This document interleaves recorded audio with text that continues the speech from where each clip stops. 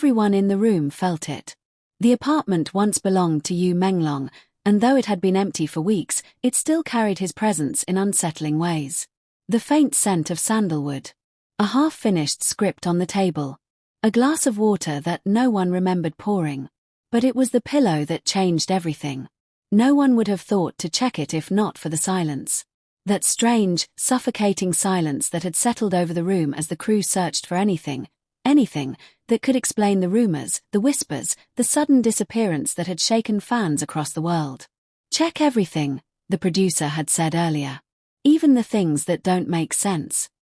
So they did. The cameraman, a quiet man named Wei, was the one who picked up the pillow.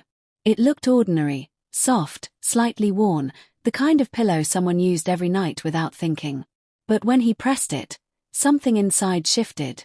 Not feathers. Not foam. Something solid.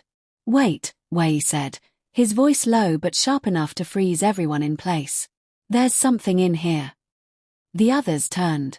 The zipper was hidden along the seam, almost invisible unless you knew where to look. Wei's fingers trembled as he slid it open. Inside, wrapped carefully in cloth, was a small device. A flash drive.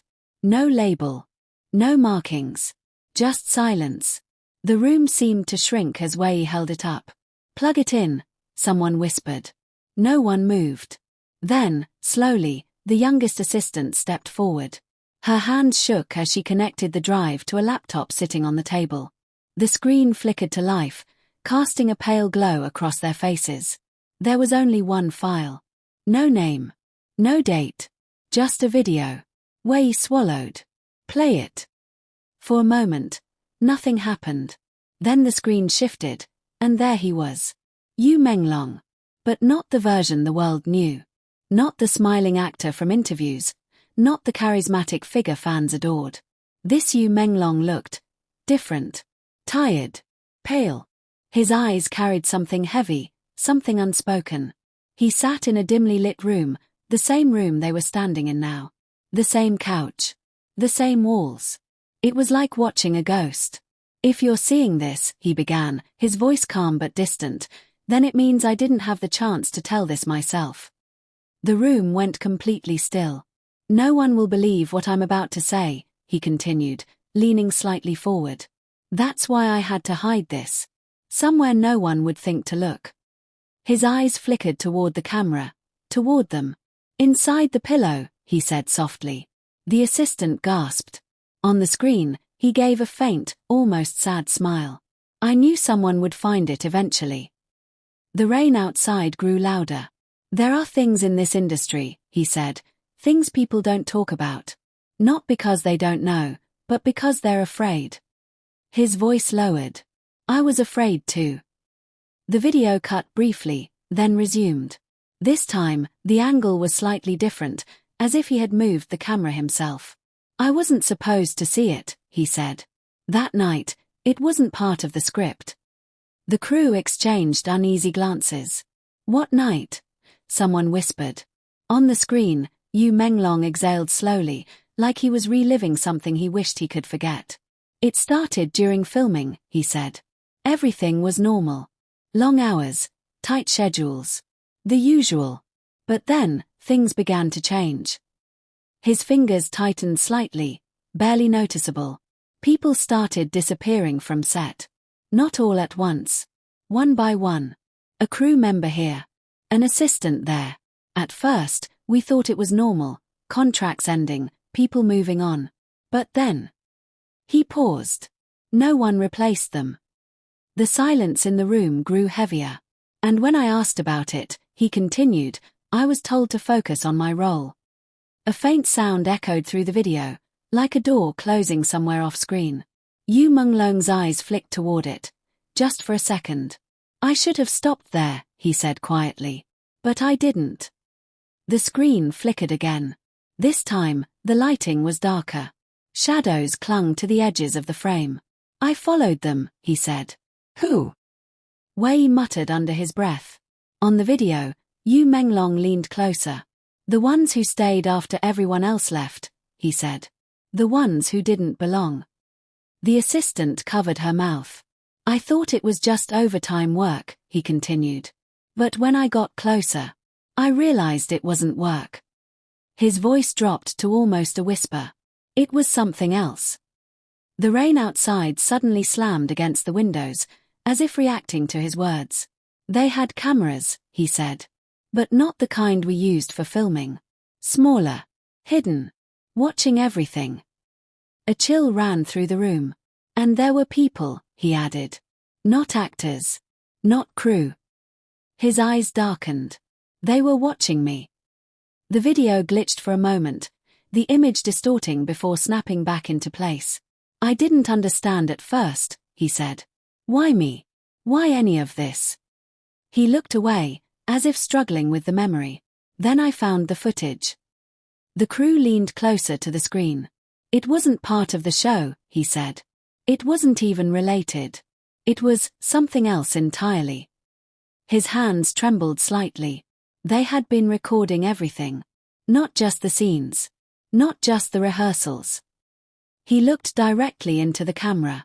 They were recording us when we didn't know. A wave of unease swept through the room. And they weren't just watching, he continued. They were choosing. Choosing what? The assistant whispered. On the screen, Yu Menglong's expression hardened. Who stayed, he said. The laptop's fan hummed loudly, the only sound besides the rain. I tried to leave, he said. I really did. But every time I got close, something stopped me. His voice cracked slightly. Messages. Calls. Warnings. He shook his head. They knew everything about me. The screen flickered again, and for a split second, something appeared behind him, a shadow, moving too quickly to identify.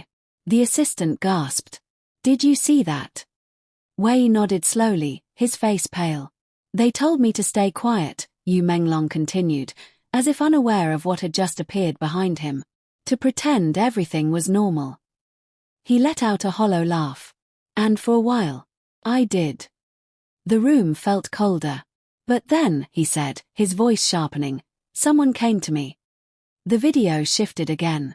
This time, the camera angle was lower, as if placed on a table. I won't say who, he said. Not because I don't trust you, but because it's safer this way. His eyes softened, just slightly. They told me the truth. A long pause. About the videos. About the people watching. About what happens when someone refuses. The crew held their breath. They disappear, he said simply. The words hung in the air like a weight. And no one asks questions, he added. The rain slowed, as if the world itself was listening. I realized then, he said, that I wasn't just an actor in a show. He leaned closer. I was part of something much bigger. The screen flickered violently, the image breaking apart before stabilizing again. I don't have much time, he said quickly. If you're watching this, it means I've already. The video cut. The room erupted into whispers. What happened? Someone said. Is that it? Another asked. But before anyone could react, the video resumed. This time, Yu Menglong looked different again. More urgent. More desperate. They're coming, he said. A loud noise echoed in the background, like a door being forced open. I didn't think they would find this so soon, he continued, his voice shaking. He looked straight into the camera. If you found this, don't trust anyone. The assistant stepped back, her hands trembling. Not even. The screen went black. Silence. No one moved. The rain had stopped. For a long moment, the only sound was the faint hum of the laptop. Then, a knock. Soft. Slow. Deliberate. Everyone froze. Another knock. Wei turned toward the door, his heart pounding. Did anyone, he began, but his voice trailed off. No one answered. The knock came again. This time, louder. The assistant shook her head, tears in her eyes. We shouldn't open it. Wei swallowed hard. But the knock didn't stop. It grew louder. More insistent. As if whoever, or whatever, was on the other side knew they were inside. Wei took a step forward.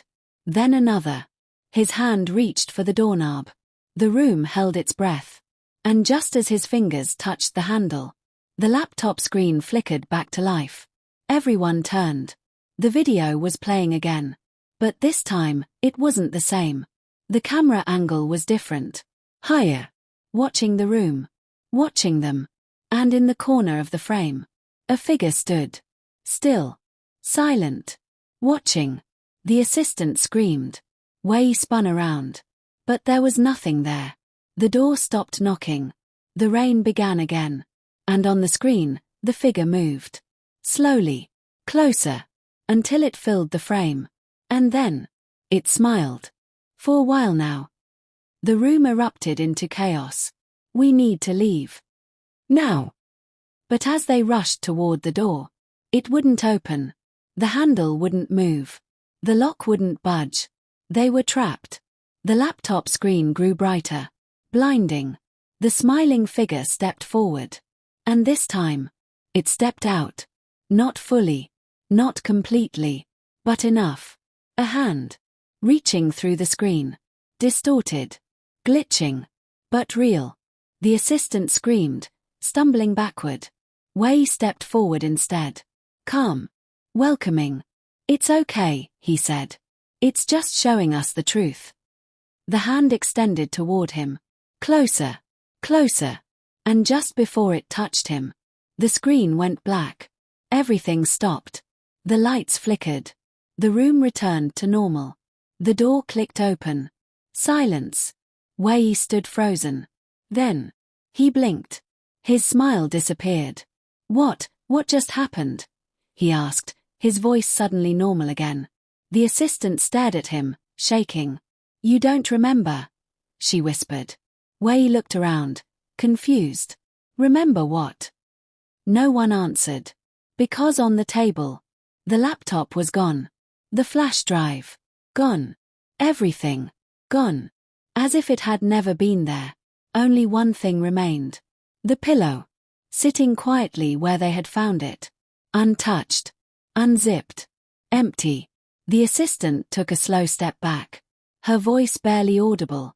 We need to leave, now. No one argued. They rushed out of the apartment, not looking back, not stopping until they were out of the building and into the open air. The rain had stopped again. The night was still. Too still. Wei leaned against a car, trying to catch his breath. We're not going to talk about this, are we? No one answered. Because deep down, they all knew. Talking about it wouldn't change anything. Some things, once seen, don't leave you. The assistant glanced up at the apartment window. And for a split second, she saw it. A silhouette. Standing behind the glass. Watching. Smiling. Her heart nearly stopped. She grabbed Wei's arm. Don't look up. But it was too late. Wei followed her gaze. The window was empty. Nothing there. He exhaled slowly. You're imagining things. Maybe she was. Maybe they all were. But as they drove away, none of them noticed the faint glow coming from the backseat. A reflection. Flickering. Like a screen. Still playing. Still watching. And somewhere, in the darkness between frames, a voice whispered softly, you didn't stop watching. The story doesn't end here. Because some videos aren't meant to be found. And some truths don't stay buried. So if you ever find something hidden where it shouldn't be, a file with no name, a recording with no origin, a face that looks familiar, but feels wrong, don't press play. Because once you do, it might start watching you too. And if you love celebrity thrillers like this, subscribe now because tomorrow's story is even darker.